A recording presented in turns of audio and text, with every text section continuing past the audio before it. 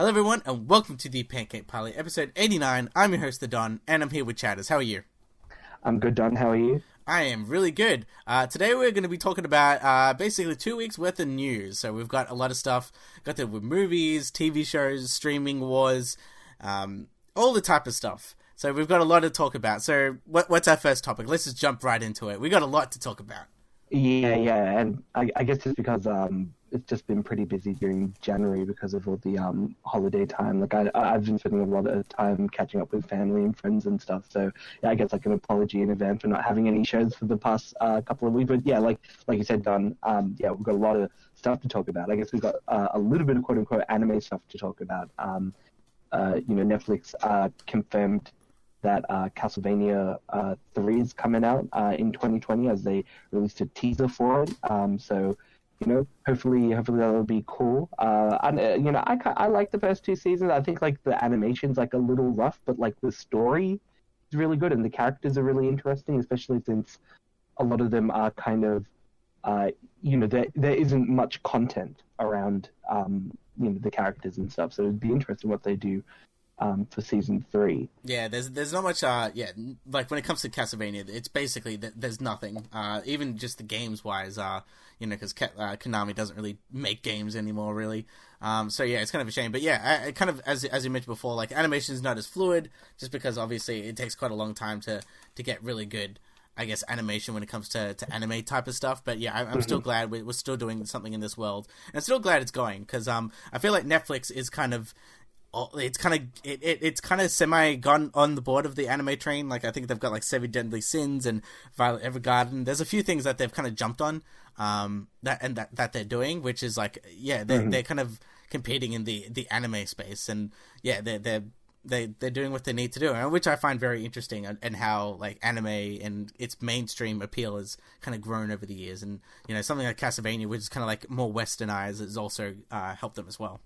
Yeah, I mean, that's the thing, right? Like, with something like anime, like, you're seeing a lot of, like, we mentioned it before about a lot of animation studios kind of unionizing, and that's also kind of leading to Netflix, like, culling it. Like, that's more or less the case for, like, what BoJack Horseman, from what, like, insiders in regards to the production of that show was. Like, a lot of the people wanted rights and, wanted to get paid properly and stuff. And, now, they're not requesting anymore. So I don't know, like, so long as it's like a viable form of, content for Netflix and it's cheap, I guess, relatively, they'll keep making it. So, we'll see how they go with Castlevania 3. Just as kind of like a little bit of somber news, the Dragon Ball Z narrator, Bryce Armstrong, died at 84. He was also the voice of Captain Ginyu as well. The Ginyu Force. Yeah, so that's really sad to hear. I remember like listening to like the narrator like kind of like talk next at the time end on of... Dragon Ball Z. Yeah, it's like, will Goku be able to defeat Frieza against his Ginyu Force? Find out next episode. Like it's like a classic kind of voiceover clip, and so we lose another one, but I think the Dragon Ball Z fans growing up listening to him will definitely remember him fondly. I actually didn't know he did the voice of Captain Ginyu, so that's like an additional thing. Yeah. So yeah, that's one thing. So pouring one out here, we'll flip a pancake for him. And additionally, another piece of news is, I don't know if you saw this. It's the Pokemon Mewtwo Strikes Back Evolution. This is essentially a 3D remake of the original Pokemon movie. There was a trailer that came out recently, and it looks interesting art style, but it looks basically one for one of the original movie. Just 3D animated. Yeah, well, Pokemon did make like another I just did like some quick research on it. Because I haven't been paying attention to just how many Pokemon movies there are. Like I've got there's at least 14 now, I think, or 15. There's more. I feel like there's more, man. Like 17 20. now. Yeah, 20 or something. Because like the last time I checked in was like literally like 6 years ago, so I wouldn't be surprised. Yeah, because they essentially have like one or two come out for each game. So it's been like, over 10 games being released. So it wouldn't be surprised if that's the case. It was like 20 or 22 or something. So, and that's not including the Detective Pikachu movie either, right? But yeah, like it's really interesting. Like, they've kind of stayed with the 2D animation style for so long.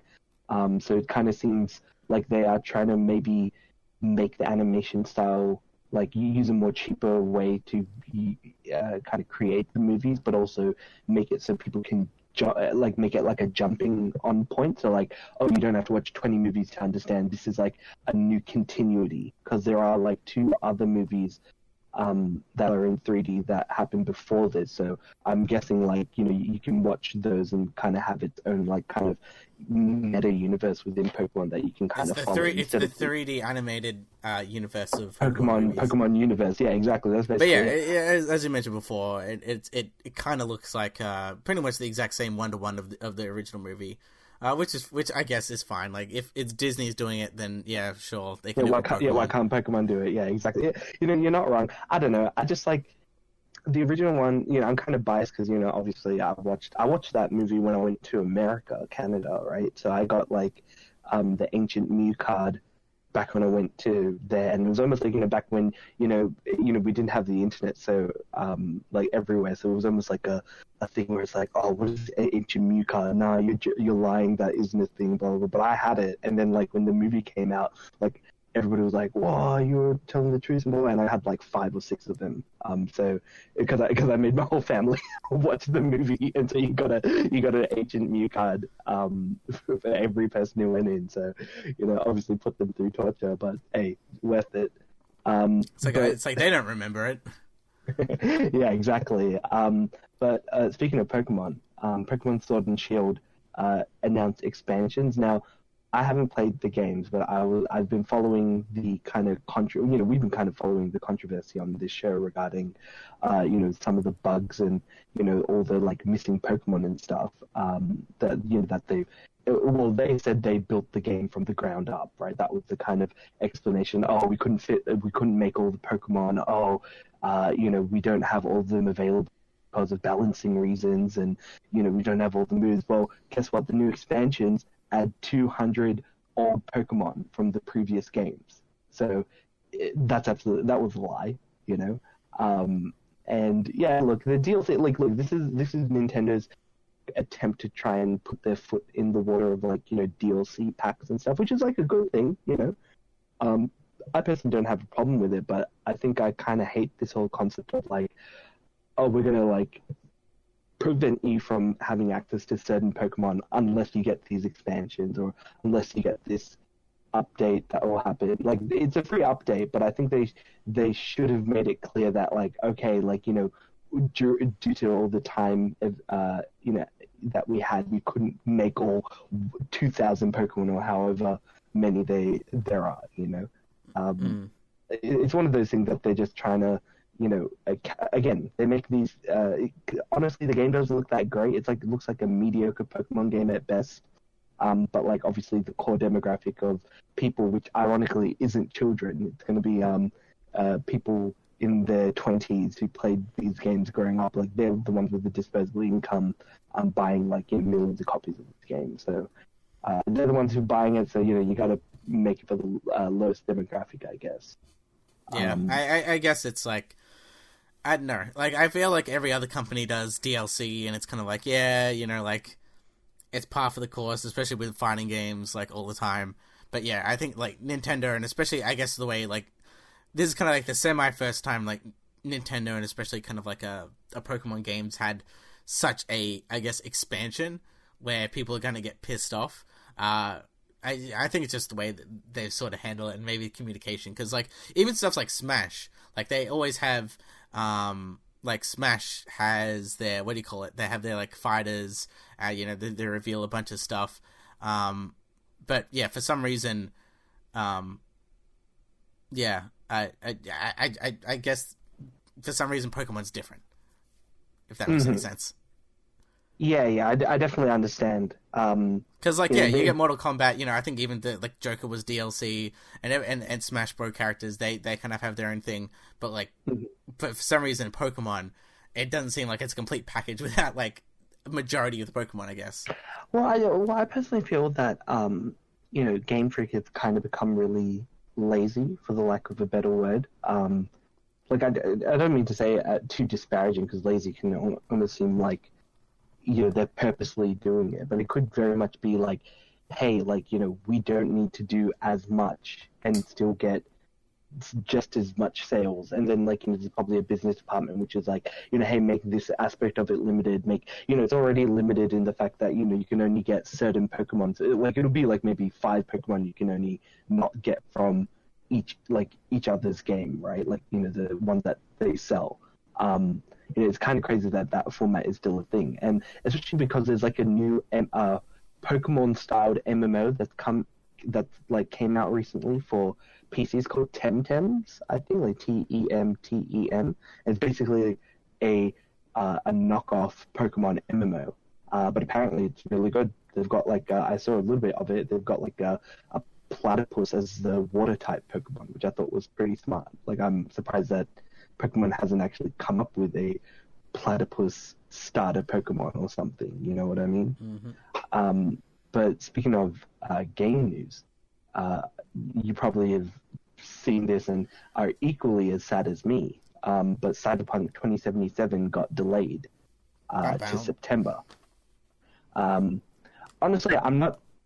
I'm sure there are people who are upset. I'm not upset. I'm kind of like, oh well, if the game needs more cooking to make it, well done, by all means. But I was kind of excited to play it coming out in March or whenever the original date was, and getting the game an additional 5 months later. It's like, that sucks. But as they can do whatever they need to do to kind of fix the game, which I'm fine with, and and completely get it the way it needs to go. And even then, even other delayed news, the Final Fantasy VII remake got delayed just 1 month, so it actually replaces Cyberpunk's release date. So it kind of works out because everyone's just kind of like, wait a second.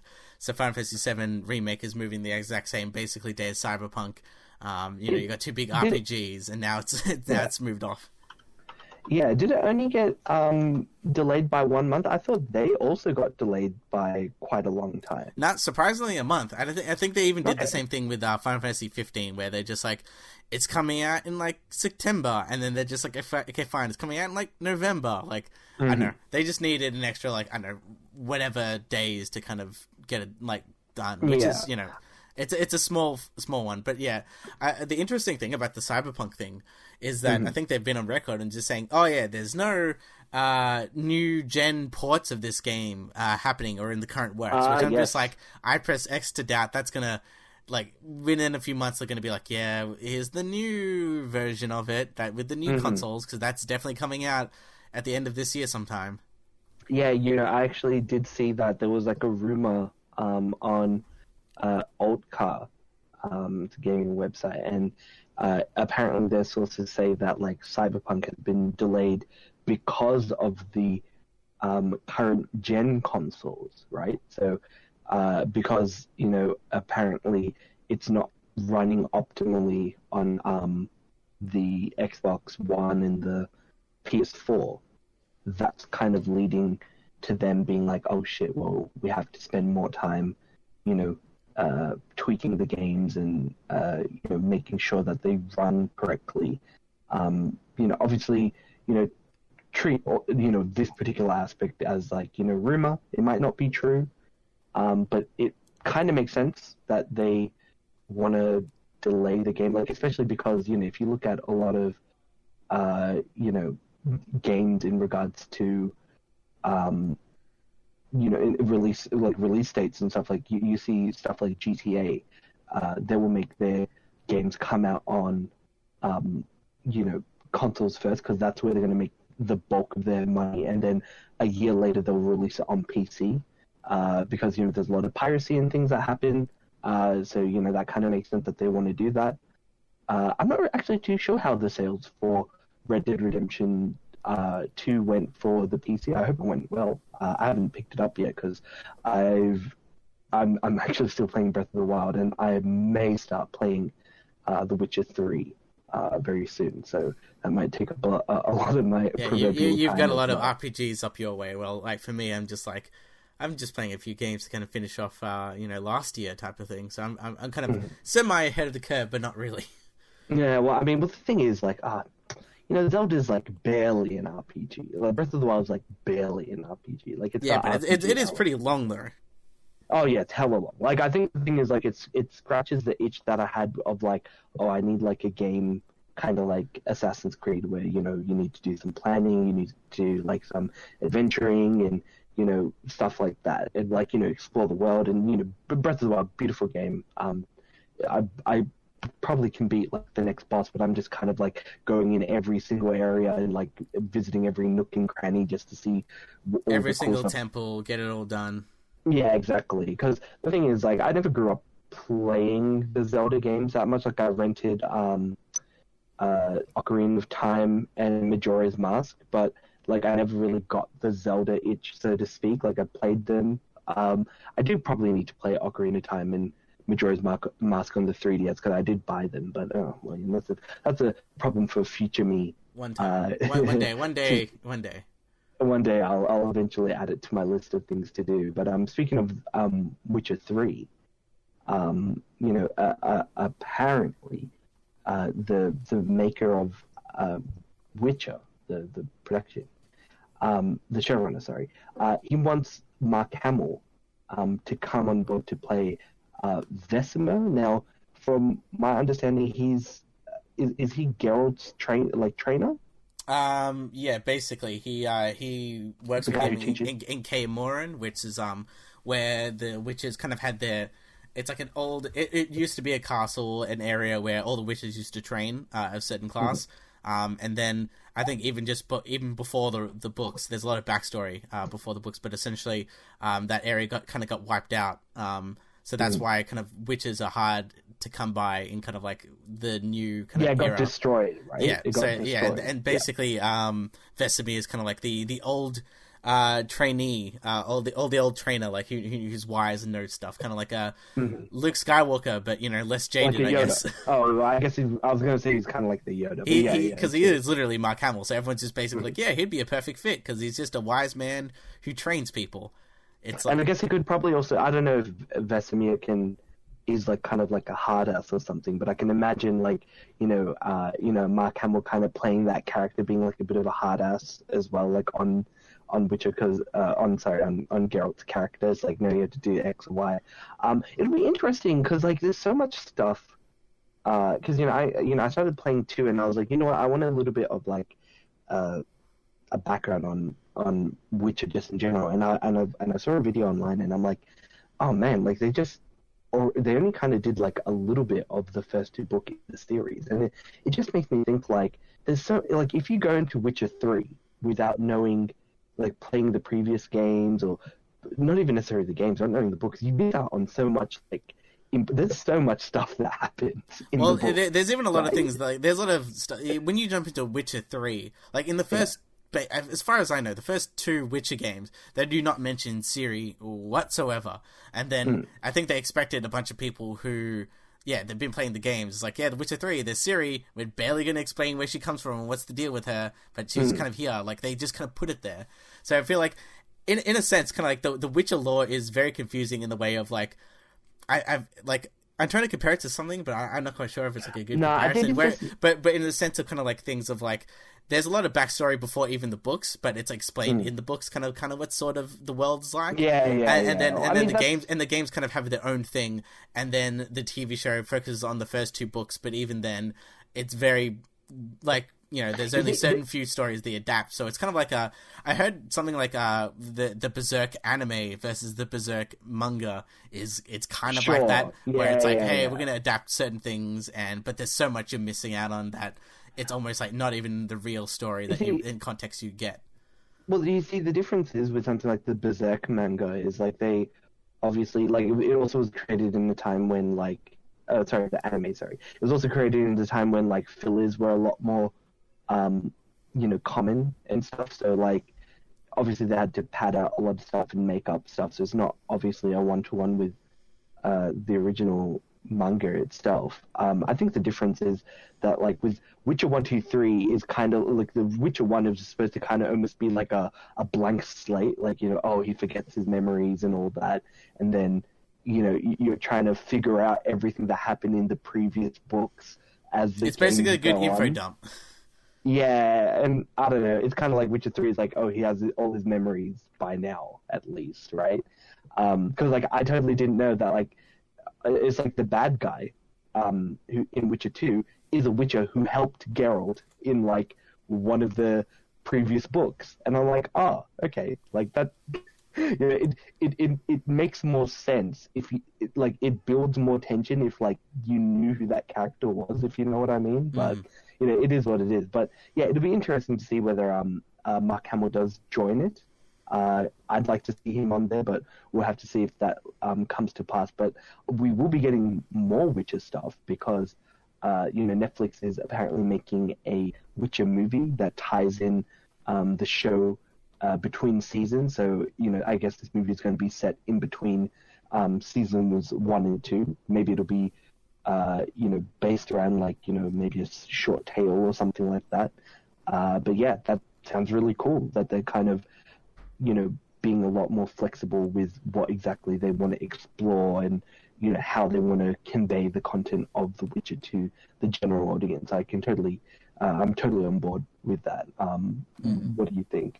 Nah, yeah, absolutely. I feel like, I don't know, there needs to be, yeah, because if that has there's someone that I guess Geralt has someone to talk to, almost kind of like you kind of need that. Like he has, you know, he has Dandelion or whatever they call him in kind of in the show, but you know they still in the show they kind of have a falling out, so that's still kind of still there, so they need to fix that up. And even stuff with the Yennefer, it's still kind of very hot and cold. Like majority of the time, Geralt is he's kind of like on the case, so he goes to place and kind of like parts of the book. Obviously what's going to probably happen in the next season is Vesemir is going to come in. It's Vesemir and Geralt taking care of Ciri and basically training Ciri to be a Witcher.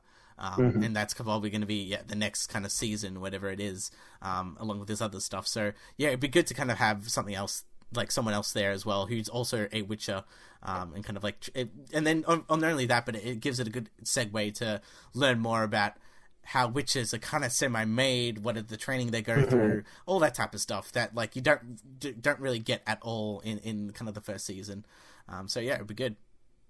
Yeah, well, you know, when I found out a little bit more about the story, it kind of made me think more that like the entire show would have been significantly paced better if they just didn't have any of the bits with Ciri in it, or they just made that its own dedicated episode. You know what I mean? Yeah, like don't worry, I completely agree. It's like the Ciri part were the worst parts in a way, and it's like they needed to focus on Geralt and I guess the state of the kind of world and the political divide of you know, basically how everything's set, because you know obviously the running meme / joke with Geralt, he's supposed to be like neutral, like he's like 100% neutral, does not like take any sides type of guy, and I think that's what they needed to establish, which they kind of did, but they didn't really give that much of an effort of like really having those character moments with Geralt, and like as you mentioned before, having a whole episode to Ciri and explaining like all her arc could have been done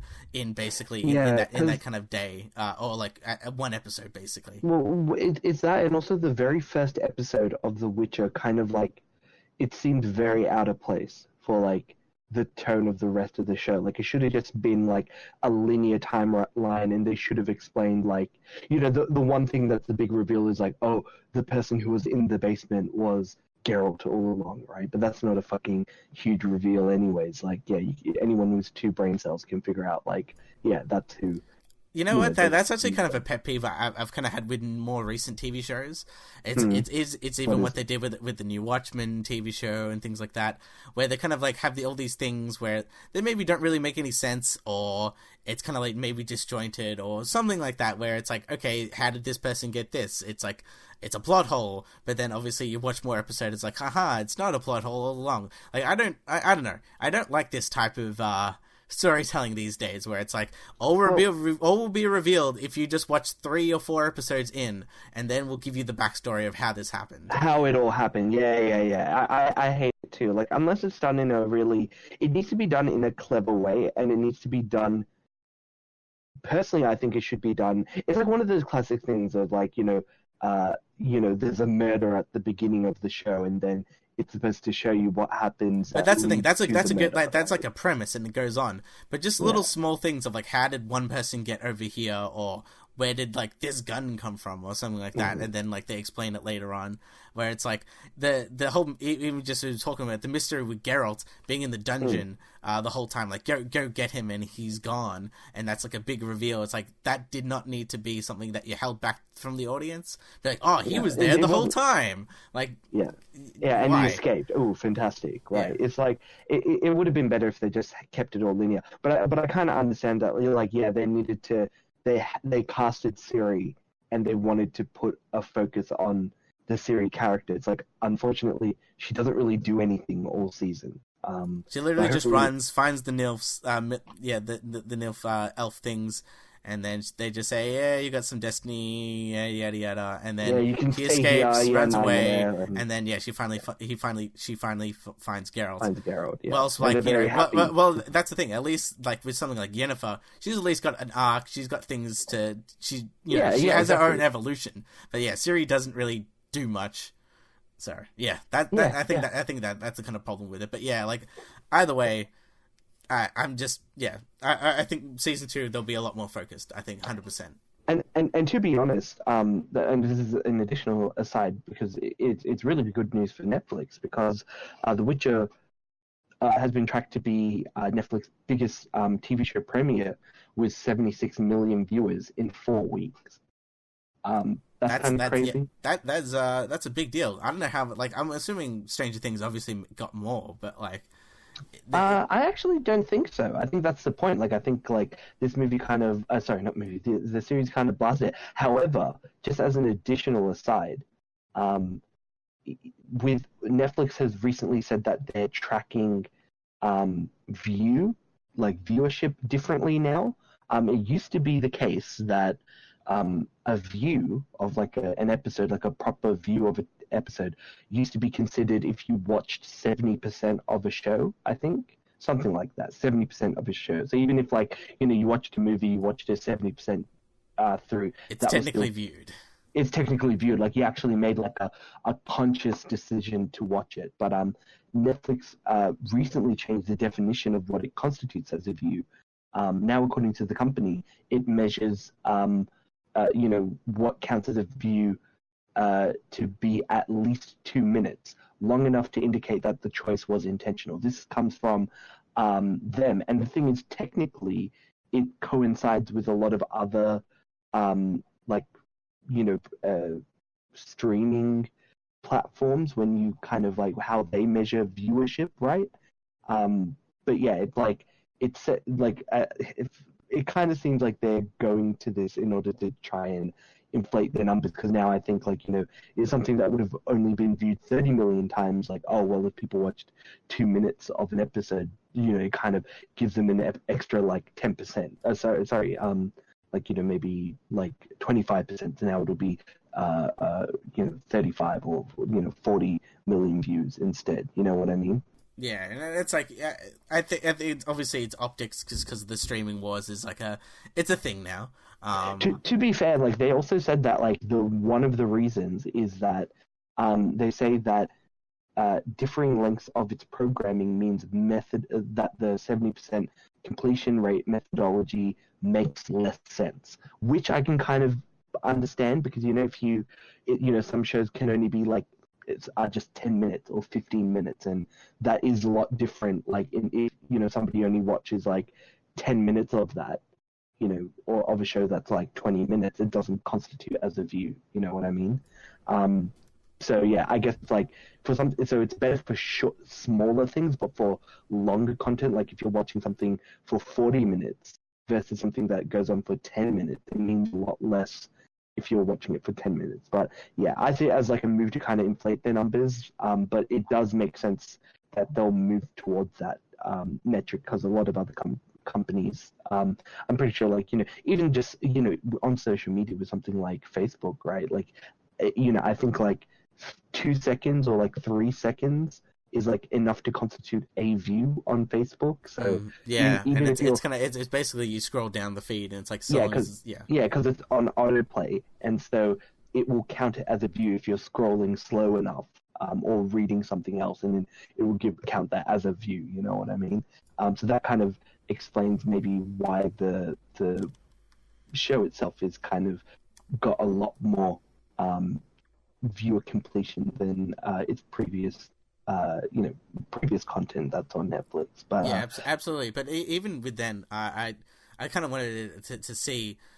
Do you feel like I guess the model of Netflix in a sense going just bulk watching a whole series is going away, or do you feel like yes, oh, I think it'll go because away. like with something like The Mandalorian, it kind of kept everyone's attention week by week, and a few of the TV shows that were on kind of did the exact same thing. So I feel like for example, when Stranger Things hit season 3 hit, it came, but it kind of went. It basically within like that 2 or 3 weeks, everyone kind of stopped talking about it. But The Mandalorian and like the Baby Yoda and all that stuff kept on going over and over again. And of course, there was a meme, but like Witcher and everything kind of like I don't know. Witcher's kind of is done a little bit better in the sense of it kind of has that meme kind of value to it, just with the toss a coin song. But aside from that, I feel like a lot of the episodes by episode stuff, I feel like I think it's better. It is a better model. I think.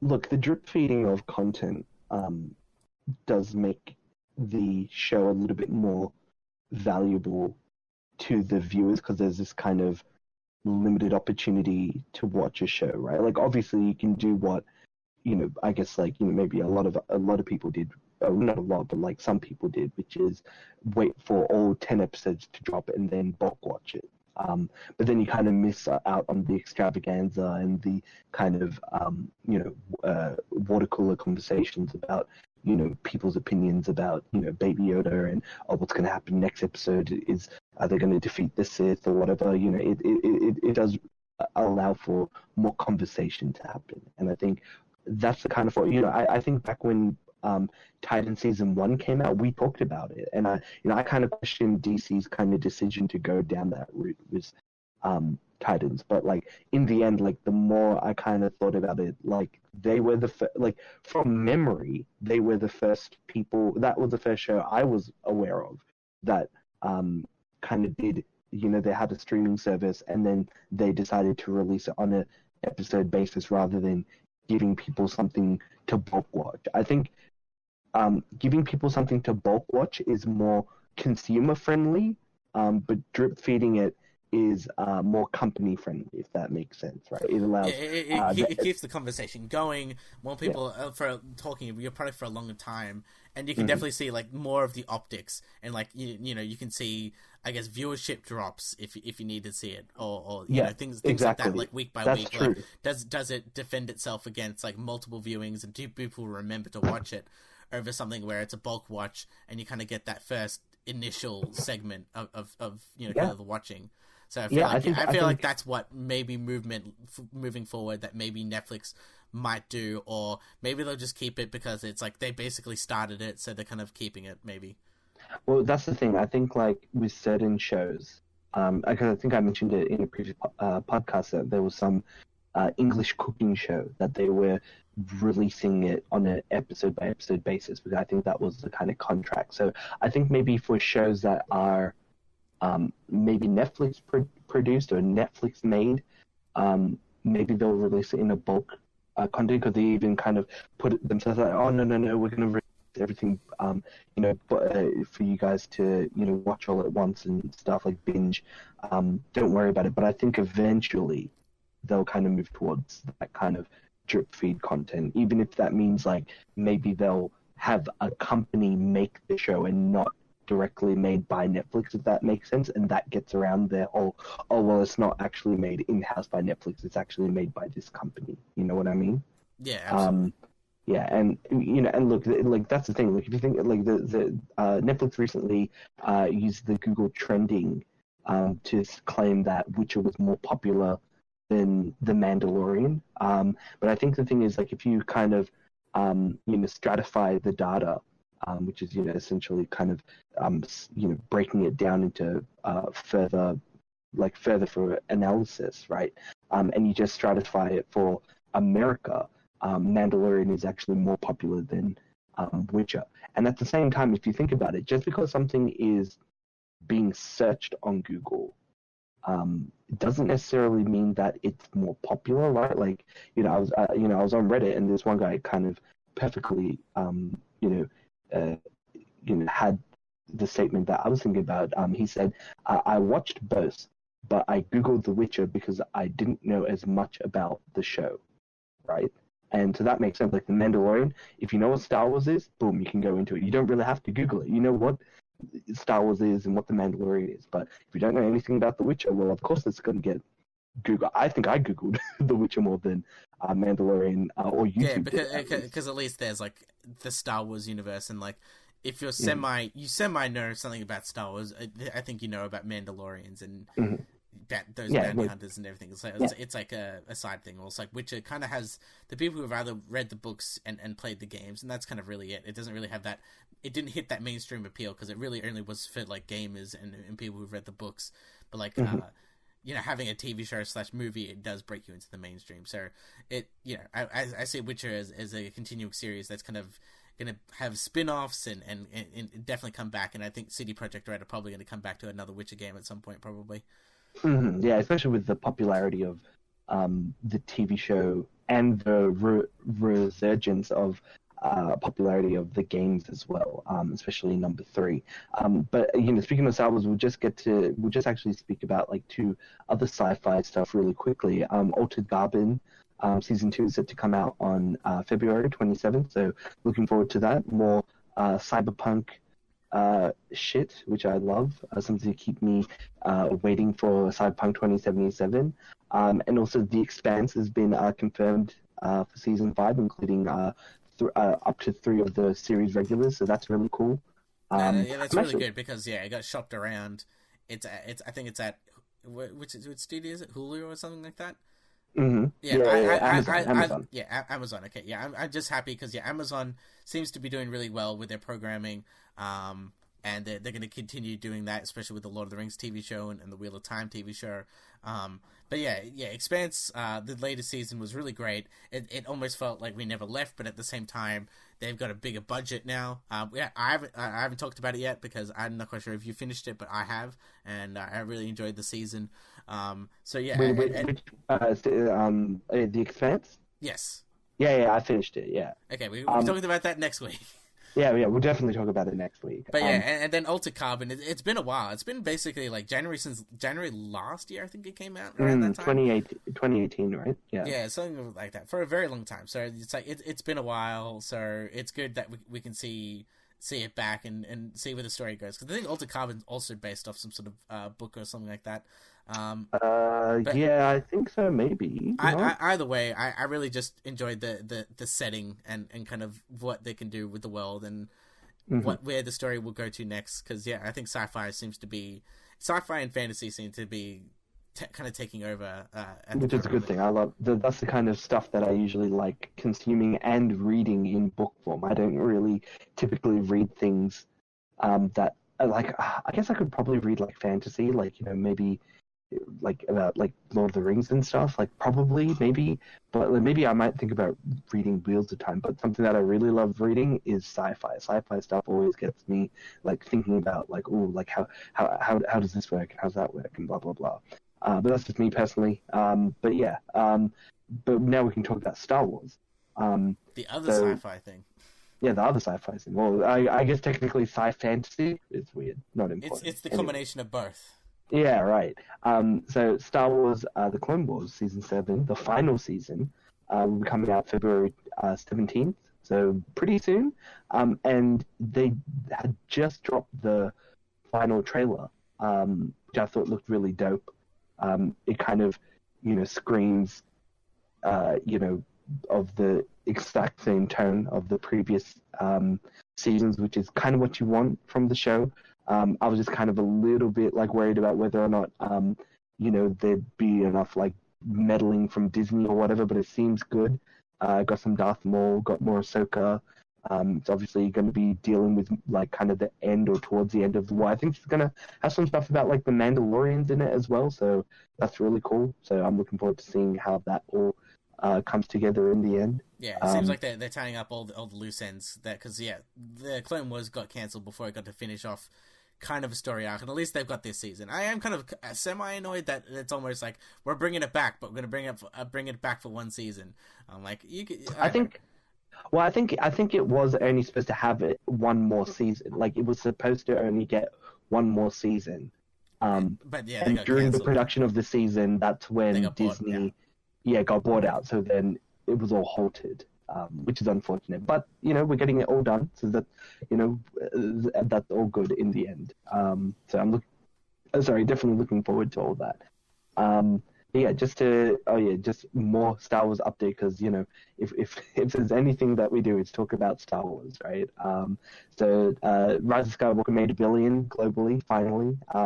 Didn't make that much. Like, I think estimated numbers was like 1.05 or something like that billion, or 0.5 billion or something, and it's not going to really make any more than that. And it's basically like the golden goose of Star Wars is kind of dead, or at least this type of series is dead. But it's like Star Wars would always guarantee at least $1 billion, which it did make. But like, if you look at like The Force Awakens, which had $2 billion, all the way to even just like The Last Jedi, it had like a 1.4 billion.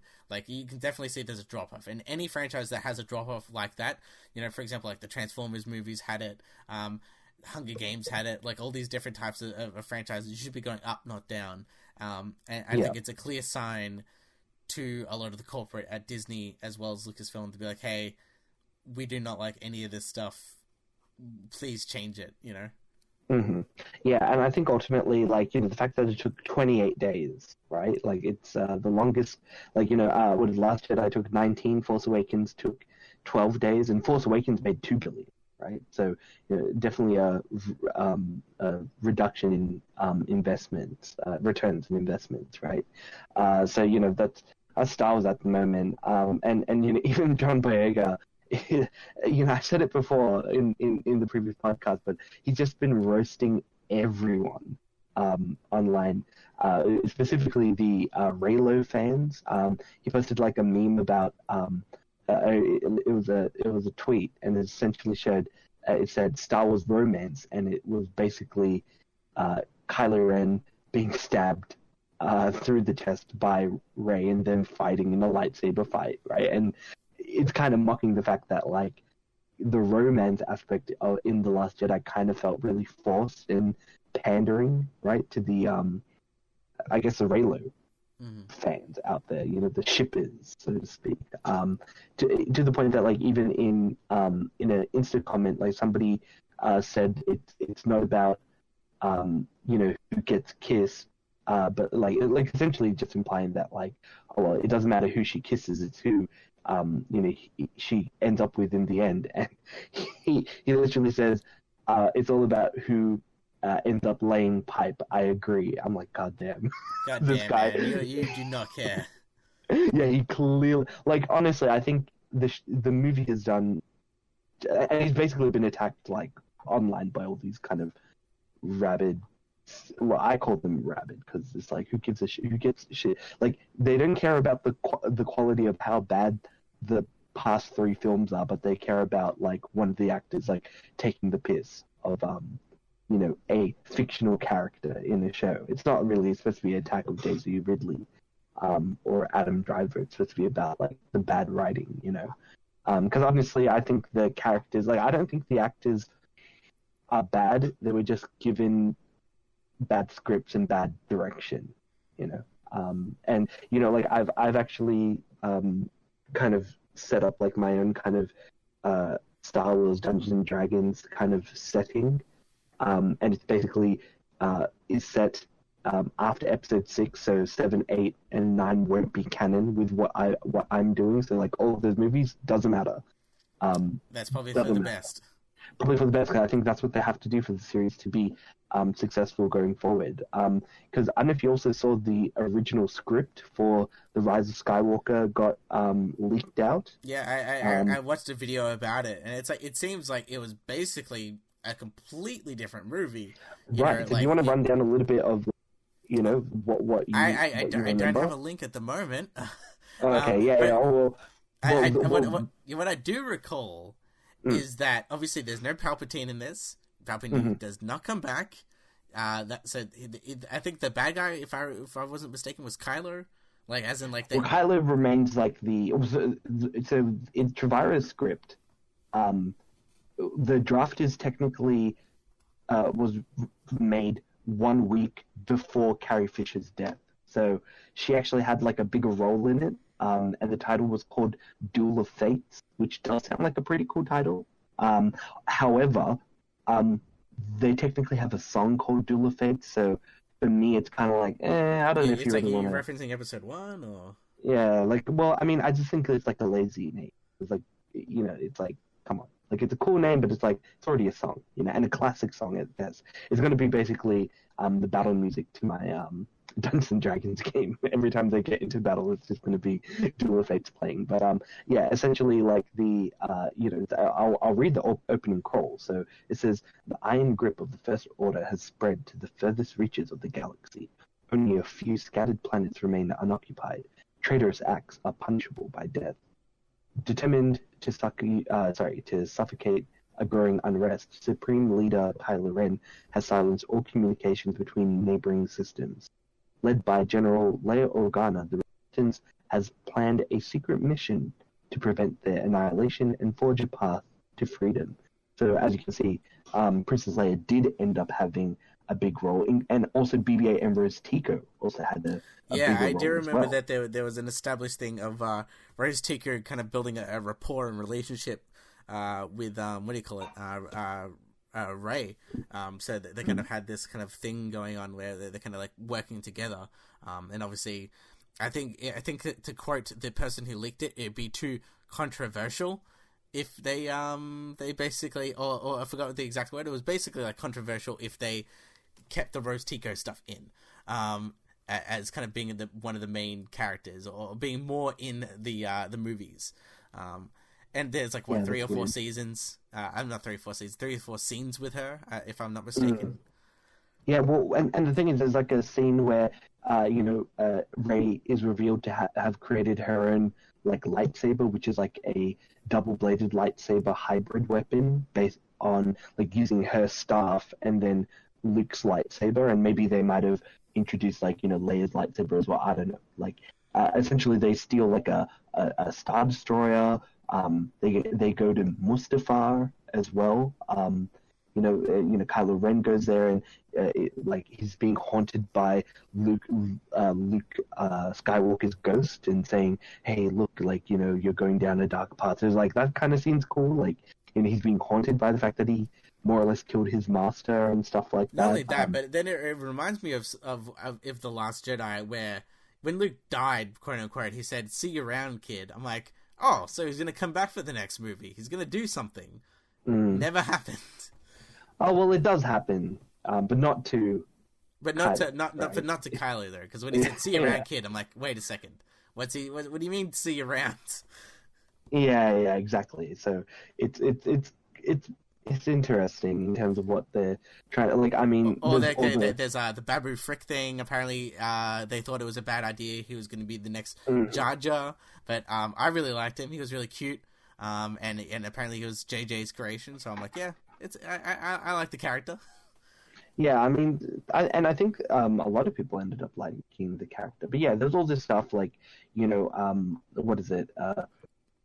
Kylo finds like a message that Palpatine had left for Vader in case Luke managed to like escape or overthrow them to take him to Palpatine's former master. But then like the device like detects that it isn't Vader and it electrocutes and scars Kylo's face, and then they have to later on they graft Beskar on his face. So I'm like, oh, that seems like a pretty cool way to have him. So so Mandalorian is smelted and is being applied to his face. So that's really cool. So that means, like, I don't know, he could use his face to headbutt a lightsaber and survive, I guess. So yeah, it it seems like a pretty interesting script. The real question is it real / like, or if it is real, what's the point of leaking it? Or like, was it planned type of thing? Like, was it to drum more viewership and more news on Star Wars because it was kind of dying out? At that point, the Rise of Skywalker. That's my real question. Was this all planned?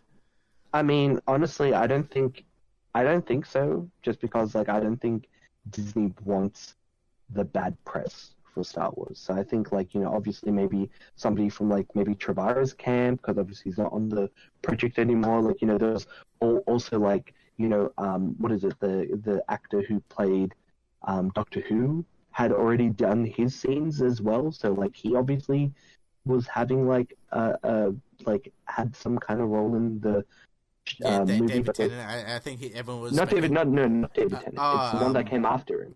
Oh yeah, the Matt guy. I think his name. Yeah, Matt. Whatever.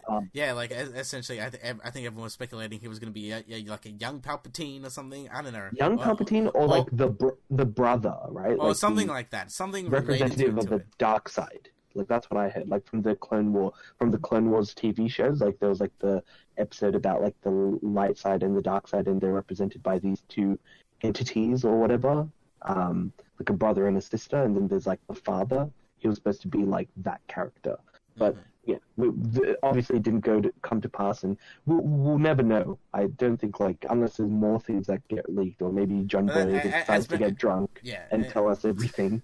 Yeah, but as mentioned before, it's like Disney seems to be like, we'll never know. Like, they're very hush-hush when it comes to a lot of this stuff. Like, you'll never see like the deleted stuff or stuff you weren't really supposed to see. A lot of the times they just shut that stuff down. While some studios a little bit more nicer. And I feel like I think majority of studios these days kind of play it close to their kind of chest, and instead of giving you an alternative, like, look of view of what was going to happen, majority of the times they shut down any of that stuff nowadays. I feel like just because of maybe social media, and directors and writers can literally just go out and just be like, yeah, well, this is not the movie that I wanted. A la Josh Trank with the Fantastic Four movie. And I think ever since then, everyone's just like, oh yeah, like, it gives bad optics to, like, everyone, essentially being like, hey, where's my movie? It's basically the Snyder Cut thing. Once you realize that there are certain things going on, a lot of the time studios are just like, yeah, we just want to kind of brush this past, Yeah, and that's definitely, I can see that being the case as well. Now, another piece of news that was also kind of in the rumor mill was about, like, the Disney Plus Obi-Wan Kenobi series. There were a few sources that were saying that that it might be cancelled, or it's, like, on hiatus a little bit. The Wrap came out with, like, an article within the typical headline, no, the Disney Star Wars series Obi-Wan has not been cancelled or whatever. And I was like, well, okay, that's fine. Like, but maybe they might, like, that's obviously what, like, these news articles are going to say. Like, it's not necessarily going to reflect the reality of the situation there, It might very well be that there might be some trouble on set. That's not necessarily incorrect. Well, there seems to be a lot of rumors around with Disney at the moment, because there's really nothing planned aside from the Clone Wars that we know of. Obviously we still got technically the Rian Johnson trilogy, but that's and obviously Mandalorian season 2, but that's really it. And when it comes to movies, I think there was a recent news report that now starting in 2022 is when they're going to start back up again and have a Star Wars movie every single year. From 2022 onwards, but the real question is, we still don't know what they're doing, not only just with the movie side of things or TV side of things, aside from, like, Obi-Wan, Mandalorian, because clearly with the Disney Plus thing, they definitely have to figure out, like, okay, what will fit as, like, a Disney Plus original, like, TV show or movie or series that is Star Wars related, or something in the Lucasfilm pantheon, because, like, when you got to remember, they bought Lucasfilm. They didn't, like, so they've got, all of kind of the rights to Indiana Jones, and I think they said they were making, like, a Wicket movie as well. And there's all these little small things. So I think at some point, I think that someone's going to go left field and be like, Young Indiana Jones, like the TV show, or kind of like semi-reboot it. But even then, I think a lot of people will hate it. Like, I know I'll hate it. So it's one of those things where I don't want them to touch it. But with Star Wars and that stuff, Star Wars is such a big, expansive universe. You can do so much with it. So it's up to them. Well, I was just reading some comments now. Apparently, there might be a Rebel sequel show that's coming out later this year. So... because I think you remember I was giving a review of the Star Wars Resistance TV show, which is very bad, and I wouldn't recommend people watching it unless you're just like a fucking masochist like me who just watches it because it is Star Wars. But apparently there might be a Rebel sequel show that got kind of leaked out, that's gonna essentially be centered around trying to find Ahsoka, trying to find Ezra and stuff. So that kind of sounds really cool as well, if that ends up being the case. But we'll have to see whether that is something that will happen, especially given that Star Wars is kind of doing a good job outside of the movies, establishing more in the lore. We mentioned Mandalorian, awesome. Jedi Fallen Order, awesome. I don't know if you've played that yet. I have not, but it's on my list. You have to, even if you don't play it at I played it at the second hardest setting, right? But even just play the game from a story perspective, and it's so good. It's just this. I don't know if you remember, I mentioned when I was talking about Mass Effect, how Mass Effect to me kind of when I started initially playing it was man, this would have been so much cooler if this was a Star Wars game. Eventually, I got over it. But with Jedi Fallen Order, it kind of feels like that. It kind of feels like that Mass Effect game, but now with Star Wars that I wanted. Eventually it kind of feels like that because you're kind of going around the galaxy and going to different planets and exploring it. But it is very small scale. I think the future game or the sequel game that they may make, and I think there are rumors that they are making, will make the game more expansive and maybe whatever Disney ends up doing with the Star Wars license, it might give them more breathing room to kind of do some cool experimental stuff with the series going forward. Maybe it might mean that maybe they'll run into Luke, or maybe they might run into so and so. Options are really open in regards to what they can do with Star Wars going forward. So a lot of positive vibes. Just need to make sure that the mouse doesn't have a too tight a grip on what they're doing. Is all I'm saying. More or less, I completely agree with that. Yeah. But speaking of shows that aren't getting a renewal for another season, HBO has said that they're no longer, following through with a second season of Watchmen because David Lindelof, the director, doesn't have any interest in doing a season 2 at quote unquote at this time. So I think it is kind of open to the potential in the future. Maybe they might do a season 2. I feel like it might be one of those things where it's cancelled and then at some point it'll be revived 2 years later by another showrunner will do it with the same vision or something like that, or someone who wanted to continue the story who has some sort of clout. Which I as mentioned before, we had a review of Watchmen in the last episode. We did not like the show. It had maybe one or two good episodes. It had some semi good ideas that they didn't execute well. I think it's a lot of wasted potential, and on top of that, it's just kind of it really has nothing else to do with the comic, and as it's just a very big shame that it is called Watchmen. It could have been called anything else, and and it might have been a good show. It might have actually been a decent show otherwise, especially since some of the themes that you explore. But I think because it kind of uses the clout of the Watchmen series, I think it also has a lot of boots to big boots to fill, and it doesn't actually fill those particular boots, in my opinion. But yeah, so I kind of see also that this whole claim that because Lindelof doesn't want to do a season 2, we don't want to do a season 2. That screams to me, they're not confident enough in hiring someone else to do a season 2, given that the Watchmen TV show was just full of unresolvable, now unresolved plot threads and plot holes because they're not going to be filled out or like kind of explained. Why was all these weird shit happening? This is exactly the problem that I have with Lost and anything that Lindelof makes. Like, it's all just just self-gratification, big, like, self-masturbatory kind of, ooh, hey, look, isn't all this stuff deep? No, it isn't. It really isn't. It's just being kind of elitist and arty for the sake of being so.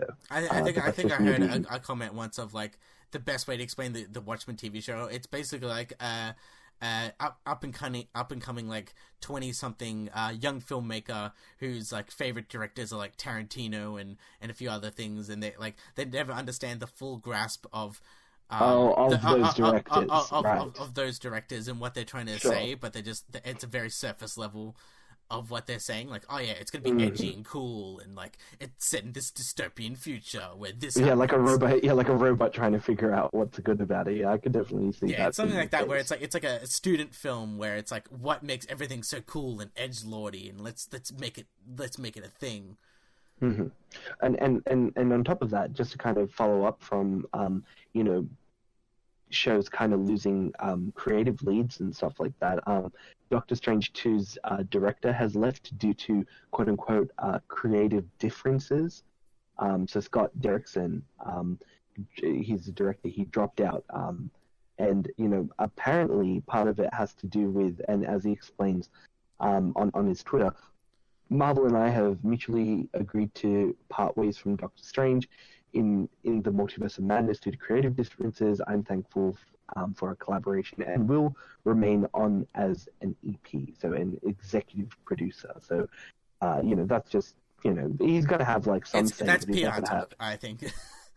Well, yeah, like, producers, executive producers, obviously they have a role in the creation of a TV show or a movie. They have like kind of like the quote unquote final say, right? Because obviously they're funding aspects of the movie or the show that they're producing, but they don't have as big of a say as the director, right? In terms of the it's basically they can give them guidance for like, hey, maybe you should do this or do this instead of that because that will work. Yeah, that's like my opinion or something, right? But like ultimately, because like Steven Spielberg was a producer for the Transformer films.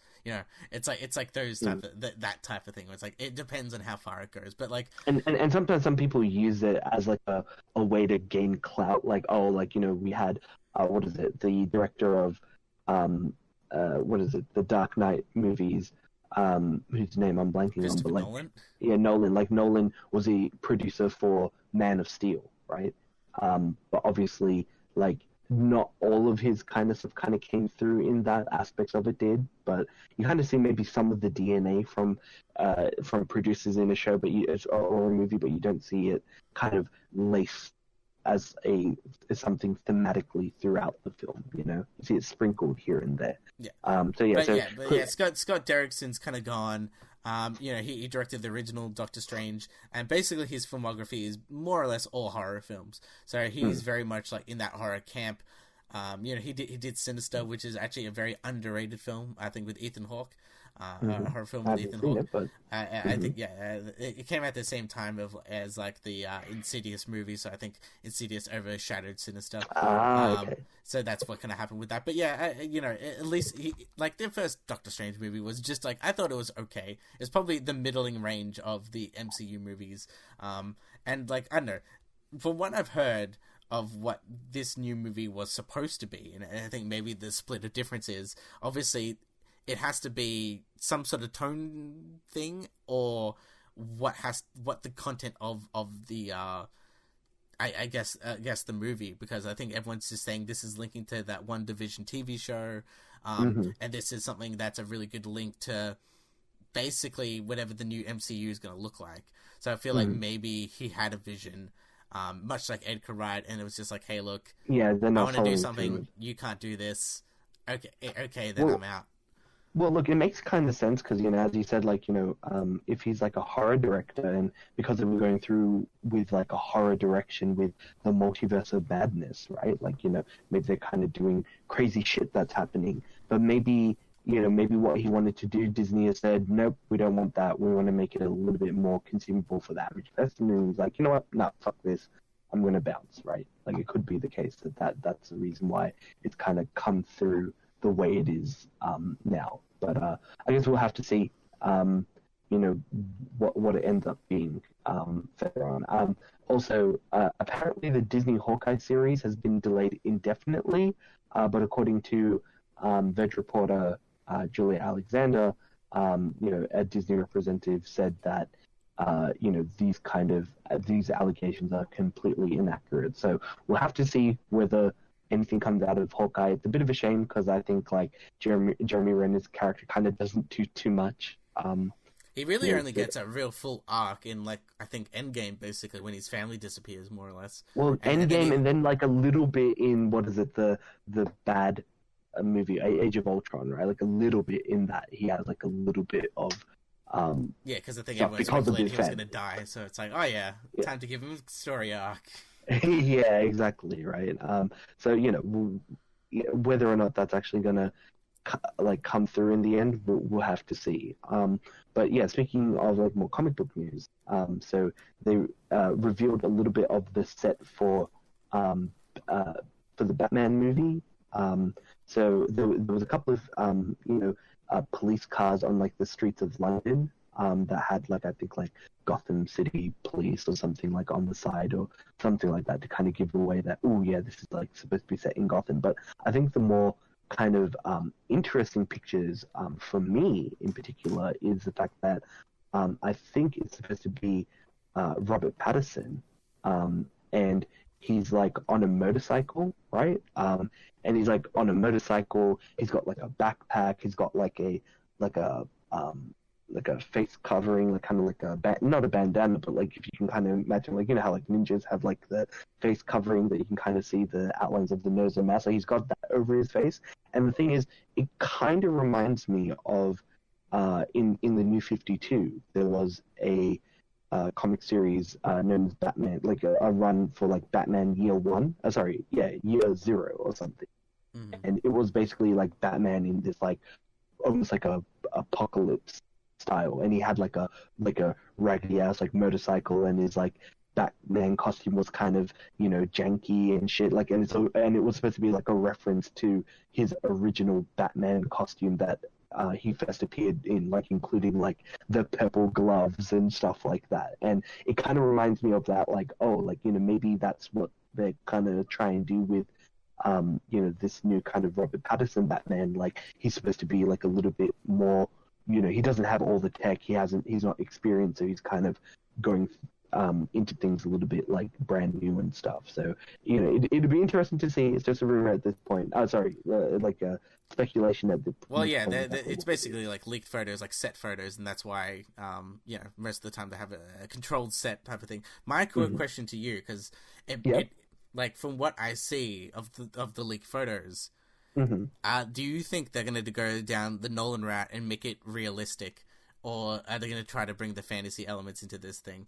Because that's my real question. Are they going to try to make it more realistic like Nolan did, or they're going to go full on like Batman? Nah, I think they're going to go like, well, the thing is, like, I don't think like the Batman that we saw in like Batman v Superman or Justice League was unrealistic Batman, so to speak, right? It wasn't like... But what I mean is like supernatural elements. I mean, like, as in like the leaked photos, like Penguin deformed, or like, I don't know, Clayface, or if they bring Clayface, like, I don't see why they... like those types of weird things where it's like it's definitely not human. Well, here's the thing, right? Like, Batman kind of doesn't really delve too much in magic unless it's like working with like Justice League Dark or something, which we actually have I guess Ra's al Ghul sort of is like the Lazarus Pit. Well, but even the Lazarus Pit is like, yeah, sure, it's mystical, but actually it has like a quote unquote in-universe scientific reason for like why it has those kind of healing properties. It's actually explained in Dark Knight's Metal. Actually, there's like a metal, like one of the 7 metals that kind of is before nth metal, the 9th metal, it like exists within or is spread within the Lazarus pits, and that's what gives its like kind of reviving or resurrection properties, right? Similar to how Dick Grayson, there was like a component during the Court of Owls story in the New 52 where Dick had like traces of this metal called electrum in his mouth, and that was the reason why all the Court of Owl soldiers were able to be revived even after like hundreds of years. Very similar metal was found within, or a similar kind of metal was found within the Lazarus pits. But again, this was very like a retroactive explanation. So yeah, I understand what you're saying. To be like it was fantasy, but we kind of gave it a scientific basis to it. Here's the thing: like I think DC does kind of segregate what is fantasy and what is science really well. And I think Clayface still falls into the realm of science. It's just like they would still kind of give it maybe a realistic spin to it. Yes. But the thing is, at the moment, they had Colin Farrell being officially cast as the Penguin, which is a really interesting choice. We'll see how that comes to fruition. I think ultimately, a Batman, that's going to be a little bit more grounded is obviously going to be better. But I think I think a lot of Batman properties seem to be in the most recent stuff, even like with Joker, the most recent Joker film as well. Well, Batman doesn't really have much fantasy villain, to be fair, like a magic villain.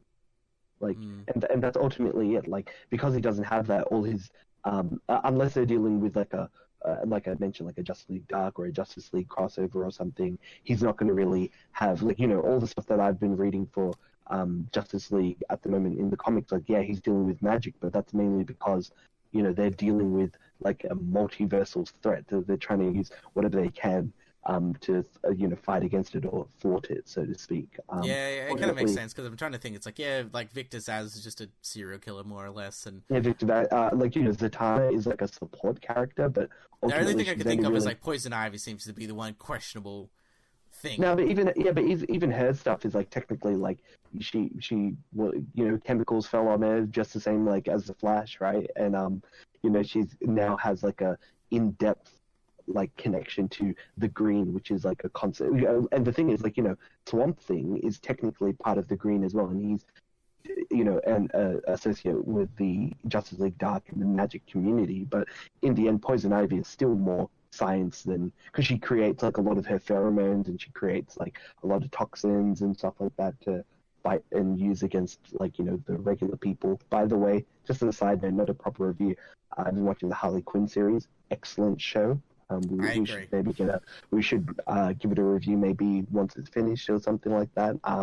But yeah, just additionally, there's been a lot of kind of releases for the Batman, the new Arkham game that might be coming out. WB Montreal kind of released a bunch of like symbols that seem really cool. Like one of them seems to be a police badge. But it's got like a bunch of wings on it. It's got like talons. It's got swords. So, it kind of, and it's got like scales on it. So it kind of looks like, oh, maybe this is supposed to be a reference to like the Court of Owls, right? But then there's like another symbol which looks like a demon. So it could be like the return of Ra's al Ghul. So I think this kind of little chart that WB Montreal is releasing is supposed to be like a little bit of a kind of reference to maybe future things that might be coming out, in the near future regarding Batman. We'll probably see more once all the official consoles get released. Yeah, I got a feeling it's going to be at one of the reveals of like the consoles, because I think there was a rumor that I think Sony's PlayStation 5 reveal event is going to happen in like 2 weeks or something like that, like early Feb. And so it might be on that type of stage, because as I've been mentioning before, in this whole generation, Rocksteady's only made one game, and that's literally been Arkham Knight, and that was 2015, something like that. Mm-hmm. So it's been a very long time. So I'm assuming there was a bit where they initially made concepts for a new thing, or they took a break and then they kind of did another thing, and I guess maybe they're going to a Batman thing. I think there were rumors that they might do a Justice League game, all the way to like a Suicide. I think early on they were going to do a Suicide Squad game. Yeah, I think so. That's what was, I think, the hint at the end of Arkham Origins, right? With Amanda Waller coming up to Deathstroke and being like, "You're on my team now." Yeah, so like who knows, and like what they actually might do with, I guess, the DC stuff, because there was like a bunch of leaks that happened. Who knows if they were true about kind of like an action Diablo type DC game or something like that. But who knows? Like they're probably got something in the pipeline. Maybe. But yeah, speaking of things that are in the pipeline, so we won't be doing a review for, with the advent of all the Crisis on Infinite Earths TV series. They kind of revealed that there's going to be a bunch of new TV shows that are confirmed that are coming out, including a new Green Lantern TV series that will be featuring Sinestro and two different Green Lanterns. So I'm not sure when it means two different, like whether it means like, it's going to be Hal Jordan and Jon Stewart, or it's going to be Hal Jordan and Kyle Rayner, or Guy Gardner, or Jessica Cruz, or Simon Baz. I think I literally named all the Green Lanterns, which I'm personally very impressed at, because I usually don't remember all of them. It's always Guy Gardner that I always I always remember that one because it's got the redhead, name, GG, Guy Gardner. GG, Guy Gardner. They're all kind of like it's like that comic, fictional alliteration, right? But yeah, like whether it means those or whether they mean it's going to have like Kilowog, which is obviously like a classic kind of Green Lantern character that kind of hangs out with like the main cast. But yeah, like it'll be interesting to see. Obviously Sinestro is probably going to be good, quote unquote, and then he's going to move towards that evil side. And it is kind of headlined by Greg Berlanti, and his stuff ain't that great. But it's basically he's like. He gets the job done. It won't be anything spectacular, but at the same time, it won't be. And I think he's sometimes hit and miss because he does a few bad projects, or it depends on where he puts his like attention to, or like what he wants to kind of approve or see. Because like obviously he knows the content. He's been basically doing all the CW shows, and he knows all this stuff in and out more or less. And I feel like there needs to be some sort of like, for me, I wish there was like another sort of showrunner almost of like some of these shows, because like even stuff like Stargirl, for example, got moved to like the CW network. So I'm thinking like, I don't know, get the people who are ahead of Titans, or like Swamp Thing, since they're not doing Swamp Thing anymore. Like get someone else who has like a different vision and different team to head something. Yeah, exactly. And I think ultimately, like, that's the kind of problem. But I think the thing is with Green Lantern, I think there's a lot more money in it. So I think, I think it's like $1 million. I think, like, I don't want to say an episode, but I think it's something like that. Like, there's a lot more money than compared to like the previous series. So there's a lot of like money that they can consolidate on one episode. So there's like more stuff that they can do, like with animation and CGI and stuff like that. One of the things I remember reading, whether it was, I think it was like on Twitter or maybe Reddit, I don't remember, but they basically said that, like, I don't know if Greg Berlanti said it or someone else said it from the production, but they basically said that, like, Crisis on Infinite Earths for, on the TV screen is very similar to Endgame, right?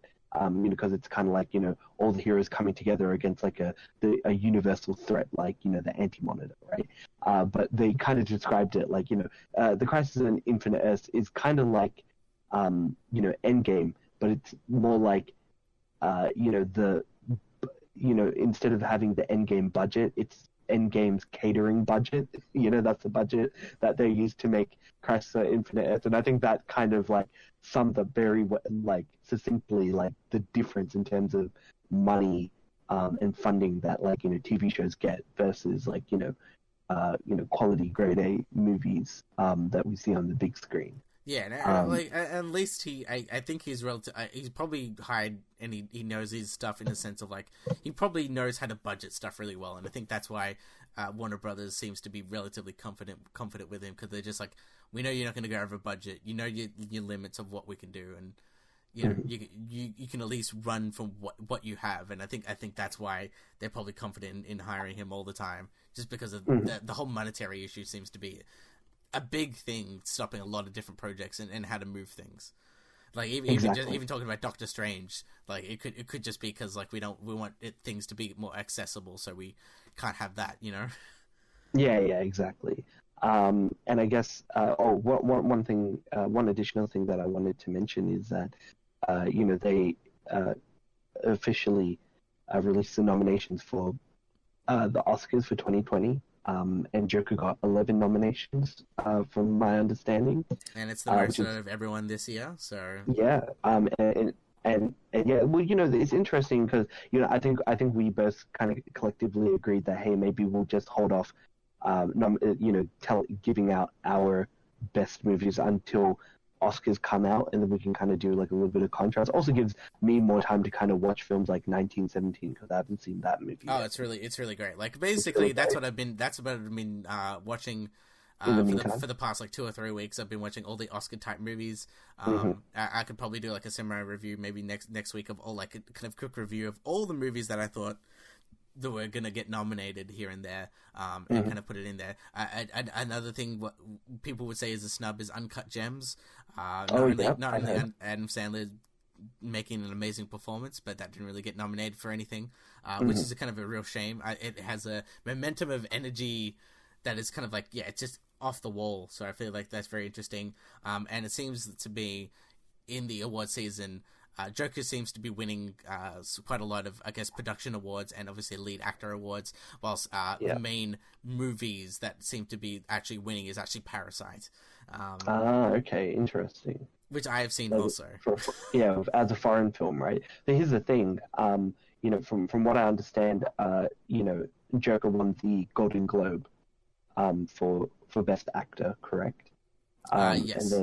then recently, Joaquin Phoenix also won Best Actor, for Joker in the SAG Awards as well. So from the Screen Actors Guild. So even the actors in the industry have said like, hey, this guy's pretty good.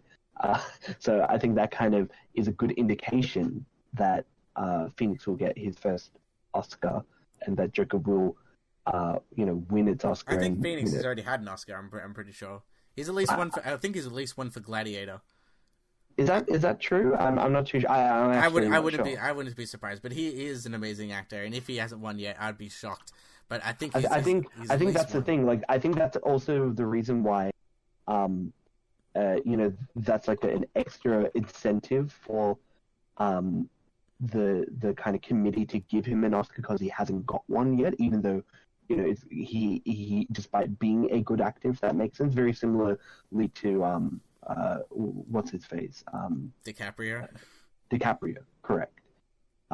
So yeah, so I think it's like a very similar kind of thing, but I don't know. It could be the case that maybe he's won an Oscar before. I wasn't aware. I thought, Either way he is a I guess crowd darling. He's kind of like almost like the male version of Meryl Streep almost, where it's like yeah. So anything he kind of does people like. yeah, so he was nominated for Best Supporting Actor in Gladiator, but he didn't win.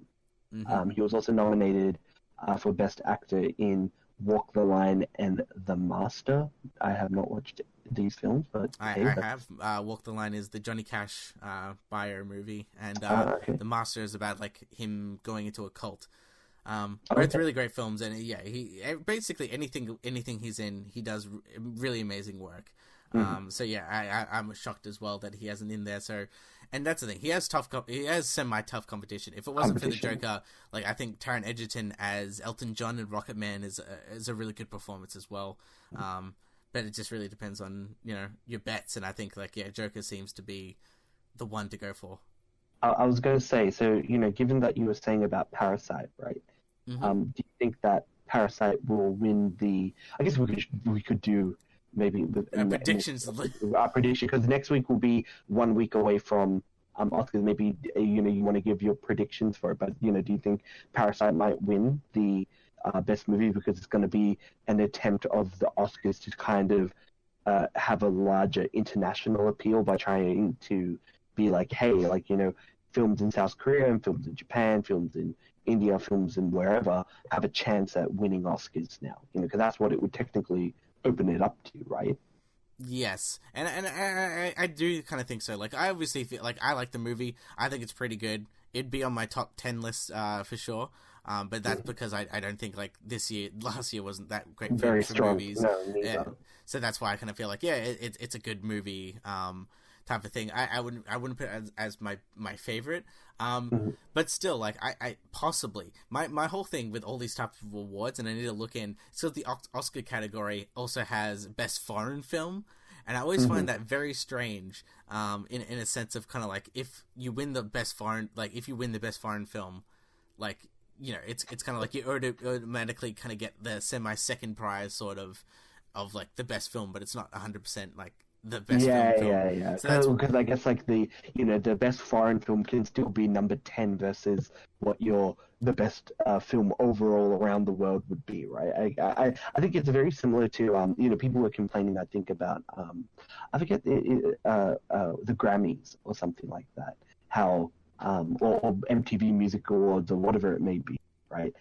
They were complaining how there was like a separate category for Korean music or like international music and stuff like that, because there's like an audience choice for certain songs, and if certain groups were allowed to have their songs or their albums nominated and voted for by the public, like these Korean fans and these Korean artists would be immediately win, and so that's why they segregate it to like a separate topic. So maybe it might be like maybe it's not exactly the same, because I don't know how large the Korean film industry is versus like in terms of like a fandom, right? Versus like something like Hollywood or Bollywood. Well, that's the thing. I feel like there's more of a bigger fandom for like stuff like K-pop. Like K-pop stuff is Sure. like Exactly. ridiculous. So I think like the fandom there is more bigger. But I feel like the movie scene has been growing. But I was just saying, like, just in that, it's a reason why there is like that distinction for that very same reason. But now they're kind of moving the needle a little bit and allowing for more foreign films to have a little bit more of a chance. And this will be very similarly to how like they put in Black Panther last year, even though I wouldn't say Black Panther is like the best Marvel film that would ever really deserve be nominated for one. But even then, like I do know that one sting that really hurt is that Spirited Away did win like Best Picture Oscar, like actually won best. I think it won Best Animated and won actual Best Picture Oscar when it came out. So it's actually beaten Disney to the punch in a sense of like animated movie that's won a Best Picture, and that's technically a foreign film. But I don't know. I feel like when it comes to that stuff, it's kind of semi cheating. But I'm pretty sure there has to be a Best Picture win that has been foreign. I just can't remember. Maybe it's Amelie or something from like 2001. Amelie, yeah, it probably is a French film. It's probably something like that. But it's like, who knows? As mentioned, maybe 2001. That's a long time ago.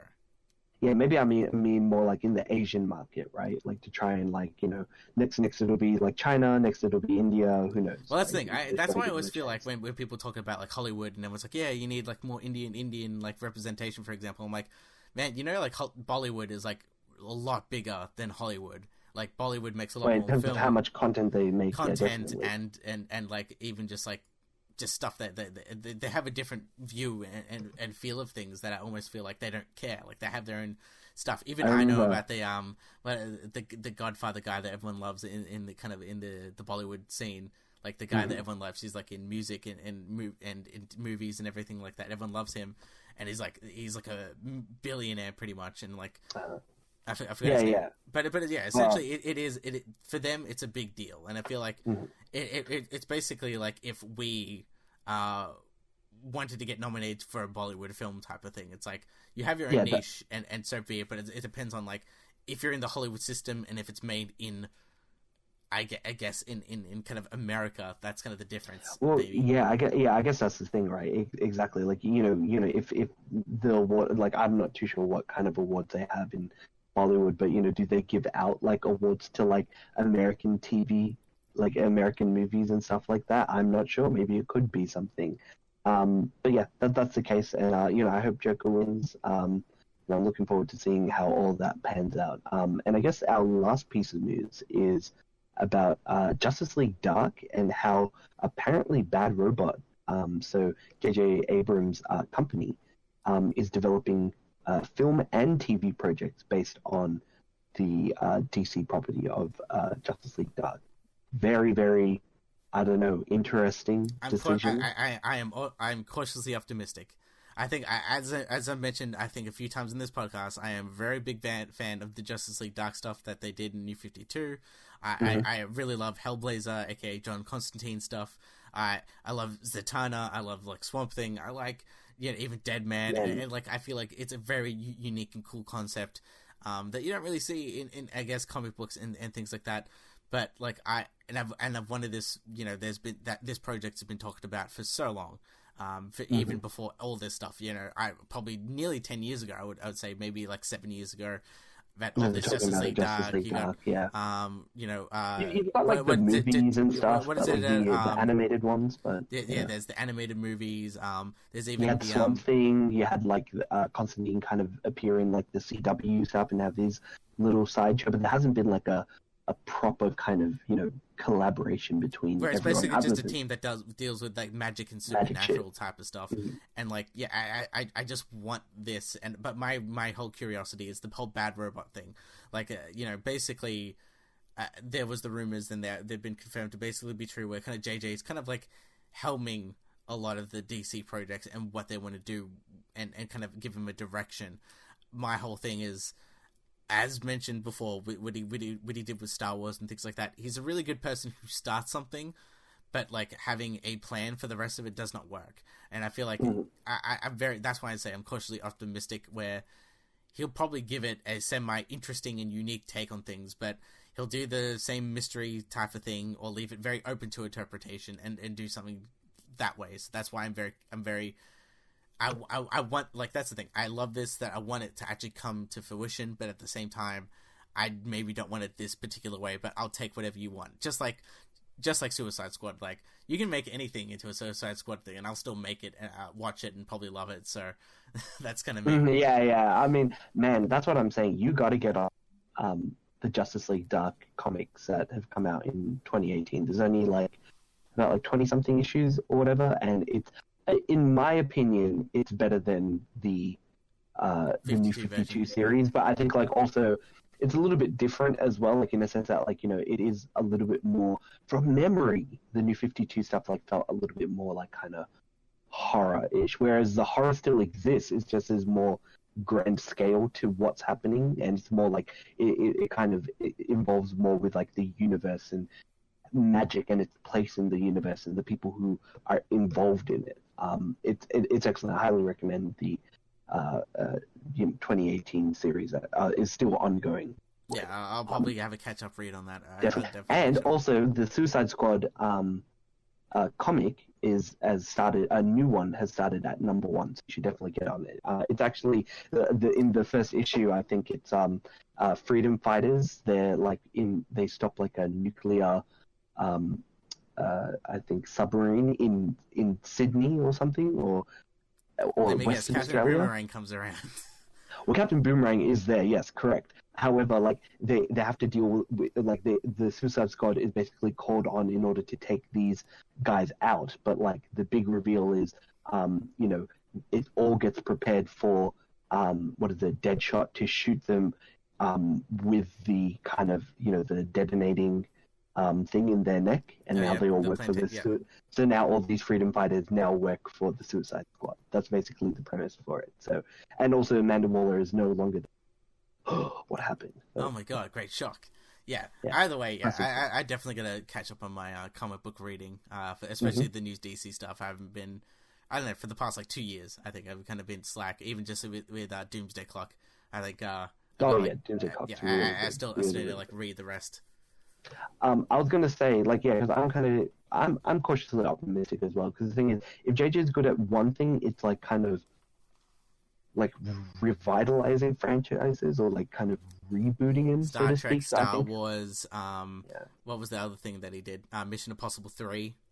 Yeah, and I think he produced the rest, right? 4, 5, 6. I think he produced those, and I don't know if he's producing the one after 7 that's coming out, right? So we'll have to see. Maybe he has to do that. Maybe he has to direct the first one, and then he produces the rest.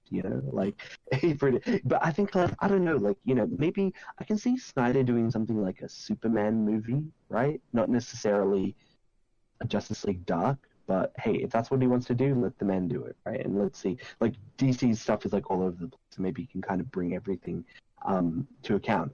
One thing that I was going to say, who's on your Justice League Dark team? Okay, so 100% Constantine, that has to happen. Yep. And him and Zeltana. I think that basically has to happen as well, because it get like what happened in New 52 is kind of like a romantic type of fling. I think you need that tension there. I do like Swamp Thing in there because he's kind of like a serious guy. He's like, yeah, whatever. And I feel like, and he's also a bit of like a powerhouse. Like, you know how like they always have it with the, there's always like a Hulk character. There's always so he's kind of like their Hulk character in a way, right? That's what he's the muscle, I guess. And I feel like if you're gonna do one more Justice League Dark character, I forgot her name. It's like it's not the Enchantress. It's like it's the girl who's like a fortune teller. I forgot her name. Madame Xanadu. Yeah, Xanadu. I feel like that's a good solid team to kind of start off with, and then like obviously there'll be different, like, I don't know, they can encounter a lot of different magical things from different, I guess, fields of the kind of the DC universe. Because, you know, I know it could be like Mad Hatter would be kind of magic, sort of. It's kind of magical, sort of. Mad Hatter, no, it's supposed to be all science, right? Yeah, I more or less kind of agree with a lot of that team. I think the thing is, I'm pretty privy to the kind of team that's come up in Rebirth as well, because they also had Dr. Fate. He's kind of... Dr. Fate's very interesting, yeah. Yeah, so like, he's kind of a good guy, but he's also kind of the bad guy. Look, they're not going to have this, and I also agree that she shouldn't be necessarily in the team initially. Harley Quinn, because she's randomly in everything now. No, Wonder Woman. Wonder Woman is like the leader of the current lineup of Justice League Dark, because she obviously has her roots in magic because of being